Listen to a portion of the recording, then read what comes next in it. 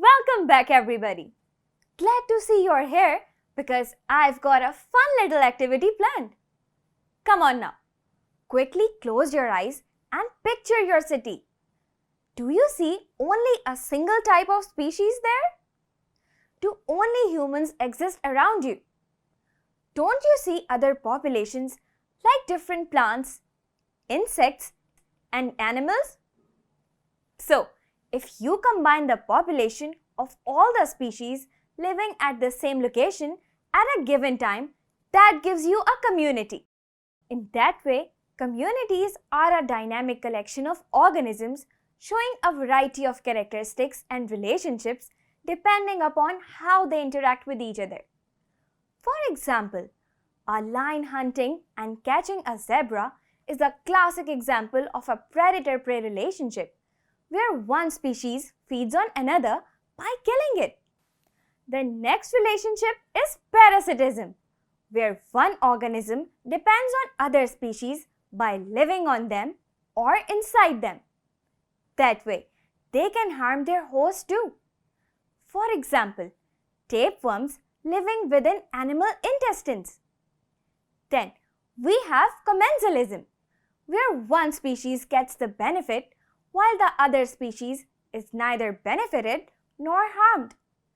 An example is a golden jackal, which follows a tiger to feed on leftovers from its hunt. But then, if both the species are benefited, that's mutualism. The relationship between digestive bacteria and humans proves to be a perfect example for this. And finally, competition is an interaction between different organisms or species in which they compete over food. This sort of competition mostly results in the survival of the fittest. An example could be of two male birds of the same species competing for mates in the same area. Considering all these relationships, it is possible that one population may increase and others may decrease. And that could be because of biotic and abiotic factors. The abiotic factors may include variations in weather, soil, climate, and water, etc. Some communities may be complex, richer, and well interrelated than other simple communities. But in a simple community, any changes in the abiotic factors can have a drastic and long-lasting effect.